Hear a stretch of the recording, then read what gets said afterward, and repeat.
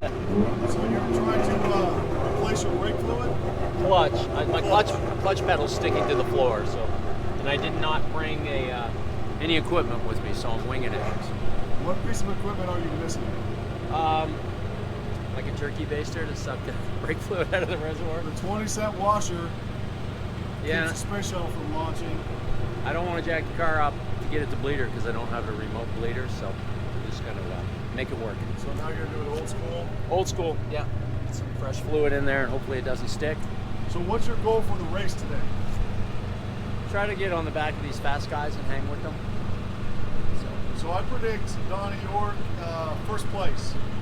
That would be nice, but I predict mid-pack finish would be nice today. You know what a sleeper is? The guy behind you? You're a sleeper. The guy behind you? All right, let's talk to the guy behind Donnie. Mark the court. Good morning, sir. The 73 car. Well, I'll be 173 today, unfortunately. But 173. how you So doing? what's your goal for today? We're Laguna Seca, world famous. Is it one of your favorite tracks? I mean, I think it's one of everybody's favorite tracks. Yeah, it's awesome. It's so cool to be at a track where you don't see the whole track. In Southern California, we're so used to seeing this big, wide open desert. So to be up in the mountains, in the hills, and the mist in the morning, and yeah, it's awesome. It's got such a vibe. No. One of the most iconic turns in all of motorsports. So how can you be unhappy about What's that turn called? The corkscrew. The corkscrew. 100-foot drop in one turn. It's pretty Now, damn do you have cool. any mascots or anybody give you moral support this weekend? Anybody we should know about? Mr. Lou? He's probably sleeping. I don't know. You want to say hi? Donnie's putting this brake fluid in. Come here. Shameless plug. got it. Let's see that good-looking dog. Look at that handsome boy. Look at that guy. He kept me nice and toasty last night. He got Good cold. boy, Lou. He's a good boy. All right, so what do you think your biggest challenge is to winning P1 today? Being good on the brakes. It's tough here, man. The braking here is brutal on the car. Brutal. And turn 2, you're coming in at 127 miles an hour, so you just got to have a perfect lap. You got to get that turn right. If you don't get that turn right, that's it. The whole lap starts to fall apart. But being good on the brake, managing the brakes is going to be key to qualifying into the race, I think. Who's your number one competition today? Me, the head, making sure I stay in my place, and then stay close to everybody. We got good drivers. Everybody here's a good driver. This is 5, 6 really fast guys, so in spite of what Donnie says, he can drive, and you can't count him out. You make one little mistake, he'll be up on you. Red's in your mirror as fast, so, you know. This will be Craig and be Oli and JC. We're all going to be up there battling. It'll be fun. Sounds good. Good luck. Thank you. Here's the broken down, blown motor 44 car. Sad. I'm going to try and talk to Kevin Jones next. You can see it. There's the corkscrew. It's a little foggy this morning, Saturday morning. It's probably about 8 o'clock. So Kevin is on the 39. 4 red cars today, so that's a good car to keep track. Kevin, good morning. Morning, Patrick. Hey, we're just doing a little video for Spec Corvette. Very cool. Kinda like what's going on in the morning. So what are you working on this morning to get ready? Oh, I'm just buttoning things up, checked my catch cans, see how much oil I got in those, topping off my oil level, checking all the rest of my fluids, wash my windshield, and I'll be ready to go. Are these stickers? They were yesterday. Yes, I had never run those wheels before. I wanted to make sure they checked out, and then scrub the tires in and be ready to go for today. So this is your first time at Laguna Seca, mine too. What do you think after running yesterday? What are your thoughts on this track? I like the track. It has a nice flow to it. I have a lot to learn still, but I've really taken the time to see where my deficiencies are, and I think I'll have a few ideas on how to get a little faster, but this is an awesome track, so I'm just happy to be here. What are your ideas to get a little faster? What's your top one? I need to increase my minimum speed on several of the corners, and I gotta just work at hitting my lines and being smooth. Who do you think is your number one competitor today? Today, I have no idea. We'll have to see how qualifying was. We didn't have Race Hero up, so I don't know where I'm at. I'm really missing you this weekend because I know you and I would be battling. I So- know, man. That would have been fun. I'm going to show that broken down car again. She'll live again. All right, Kevin. Good luck today. All right, thank you, Patrick. So you're the brains behind the 79 car, is that right? That's right. What's your biggest contribution to the winning ways of Craig Dale? Knowledge. Morning. Good morning. How are you? Good, good. Hey, I'm asking all the drivers kind of what their thoughts are. You feel like saying a few words for a YouTube video for Spec Corvette? Hopefully track's going to be, it's going to get a little sunny. Track will be a little warm and we'll be able to get out there and qualify. What did you learn about the track yesterday? Well, I had a lot of grip and tried some different lines and, you know, found some speed. Okay, so I've been asking everybody this. Who's your main competitor today? Probably Oli, JC, and Mark, the court. The standard, the regular guys, Yeah. the regular suspects. Yeah. Okay, good luck, Craig. All right, Take thanks. care. Here we have Ollie's car. Ollie's still at the hotel sleeping in. Alright, we're with JC Renee. Hold on, let me talk to the brains of the operation first. Hi.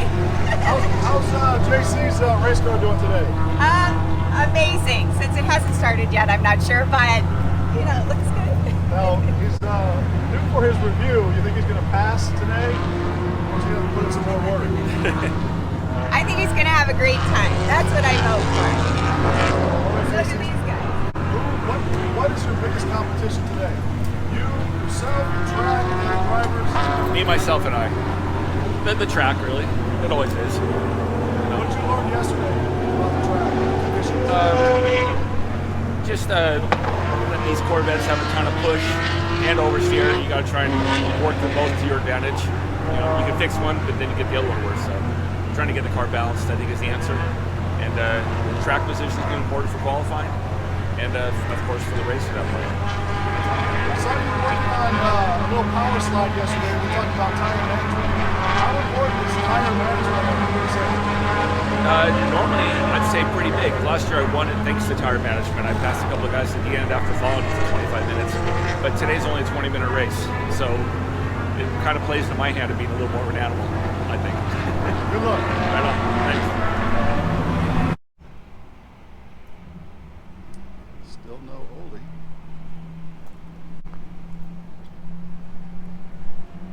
Probably sipping a cup of coffee, pouring some syrup on some pancakes. No worries at all. With Greg Nestor, the 08, one of the 4 red cars today. Greg, you were on track yesterday. What did you learn about the conditions of the track? The track conditions were perfect yesterday, so it was a great day to be out there. I've been here for a year. One of my favorite tracks, one of the most interesting tracks. Corkscrew, of course, is top of the list of fun to have here. Track's got great rhythm. You know, the Nanking tires were holding up pretty darn good. They didn't seem to fade away like they do in the heat sometimes. Nice. Because they were in the high 70s, I think. So a lot of great times out there, sub 140s, which is pretty good for running street tires. So anyway, pretty excited about today. Who's your biggest competitor? Internally, yourself, the track, or one of these guys, one of the other racers? Well, it's first you got to let yourself win. So you got to overcome that, and then we have a handful of guys that are really good here. We've got last year's #1 national champion, and we've got our #2 national champion over here. So we've got a really good group here on the West Coast. And your motor's working well out here? You've had had to make some changes, but no motor issues today? You know, we finally got the positive crank ventilation pressure managed and figured out the proper venting and catch can system, and we just had no troubles at all yesterday after having lots of troubles for lots of months. You're due for some good luck. Yes, right on, Patrick. Good luck. Let's Excuse me, sir. We're looking for Ole. Every time we come over here, Oh he's yeah, that gone. rat bastard. He's probably hanging out behind the urinals or something over there. I'm just trying to make him famous is all, and he won't show up. So I've interviewed everybody else up to this point, asking them the same questions. What's your biggest competitor today? Oh. Internal? Is it the track or another driver? Car's working really good. I won't have any excuses with the car unless something breaks. The track, I know, and it's a constant. It seemed to be pretty normal yesterday in practice. So I would say it's a number of drivers that are all really good, fast guys. And so that's a challenge. What's your prediction? Last lap, you're going for the checker. Who's right next to you? Who are you worried about? Wow. Oh, that is a long list, but I would say, Craig Dale, JC Manet, Mark LaCourte, Donnie. The usual Yeah, suspects. Greg Nestor. Yeah, it's a whole bunch of guys.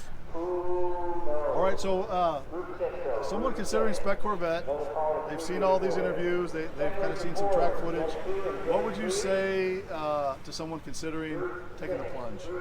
Well, they're fun cars to drive. They're like 8-cylinder, 380 horsepower Spec Miatas. You can go 2 off and 4 off and not lift, and you just drive it off in the dirt and drive it back on the track and keep going.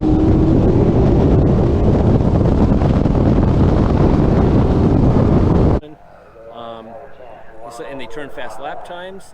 They're good stable platform. A lot of parts available for them. There were 492,000 cars made of the C5 genre, and then the culture of the drivers. I mean, race organizations have the bodies, and the individual regions all have their own cultures, but race groups have their own culture too. And I got to say, the Spec Corvette race group is a tight and helpful one.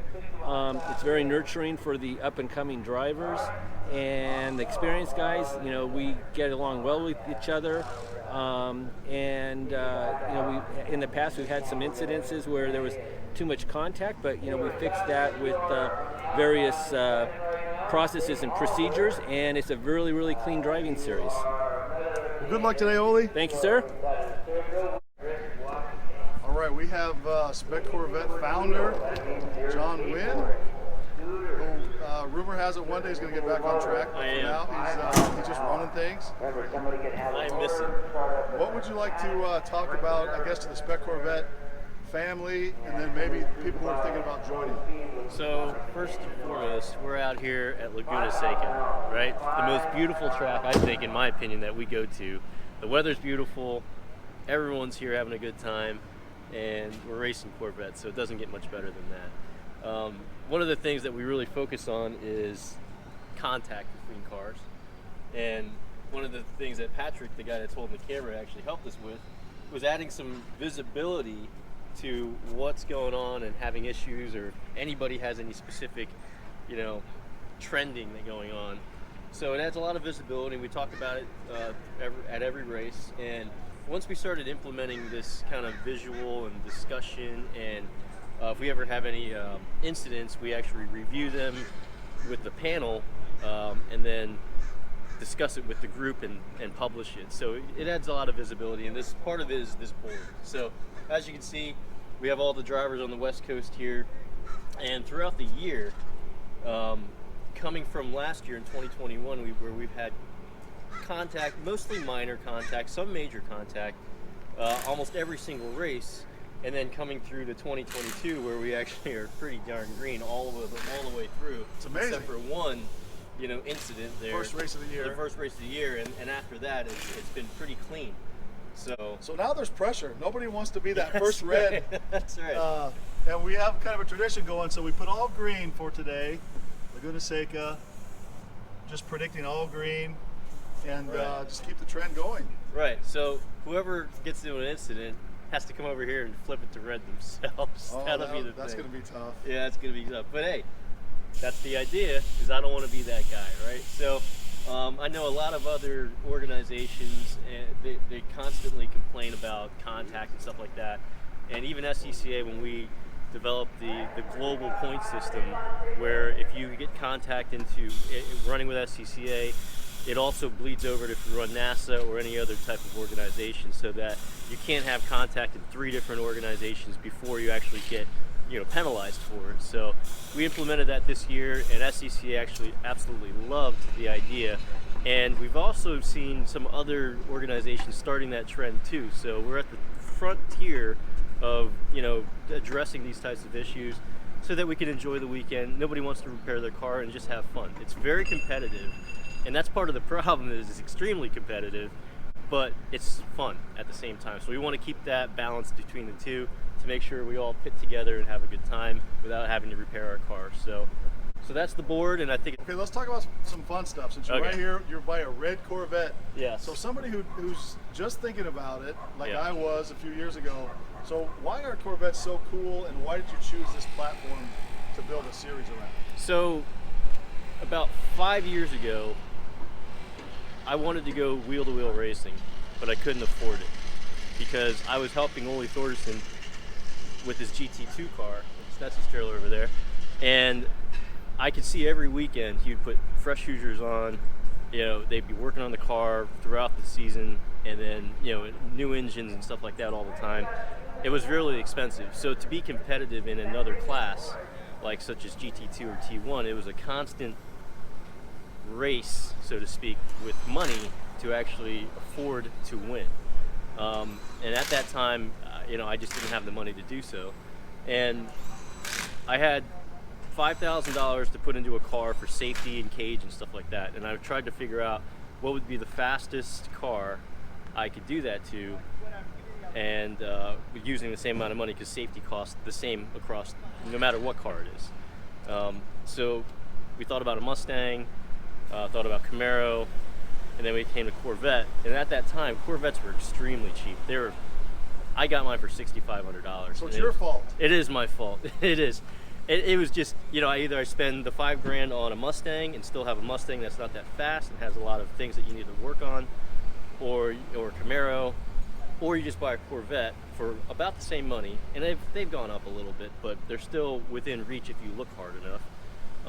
And you can have a really reliable car that's fast with minimal modifications. So how about we take a walk around Greg's car and maybe point out some things that stand out for you as why the Corvette is such a good choice? So, I mean, it's just simple. The car is beautiful, for one. That's one of my favorite things about racing a Corvette, is the fact that it's a Corvette, right? I've got Mustangs and stuff like that, and they're fun, but to be able to race a Corvette, I remember when I pulled up to the first gas station with my open trailer in a Corvette and filling up the car, I had kids and people just come over and look at the car and just say, do you race that thing? And I said, yeah. And that honestly, that pride of you race a Corvette is truly like pretty amazing feeling that it's hard to getting anything else. So, right. So, it's just a beautiful platform. 50-50 weight distribution, essentially, or pretty close to it. And the cars are just simple for what they are. So we just do simple modifications with Penske Racing shocks, the Willwood brakes. We keep everything stock. There's Craig going out there. Craig's got a beautiful red CO6. And that's actually one of my cars. We actually did the cage on that car a long time ago. So anyways, they're just simple. We're running street tires, stock LS6 engines, and Willwood brakes, Penske coilovers, and the cars are just simply fast for what they have done to them and how simple they are to build for a race car. Yes, you're gonna have money into it. It's a race car, but if you judge between a GT2 level Corvette and a Spec Corvette, Ole could tell you, because he has both. The running costs between all these different vehicles is drastically different, and the amount of fun that you can have in an entry-level car and the maintenance of it is drastically different than what a GT2 car would be. So we have pretty big fields now. In GT2, I think they maybe have 4 cars here this weekend. So it's a recognizable car. It has lots of fun in it, and they're easily obtainable. So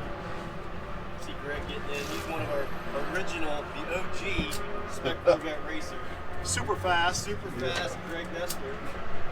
Christian Paluzzi's X car. I guess qualifying coming up? It must be. Is it already? Half an hour. Half an hour, okay, so they're probably trying to get to the front. Let's hear this thing start up. Let's hope it starts.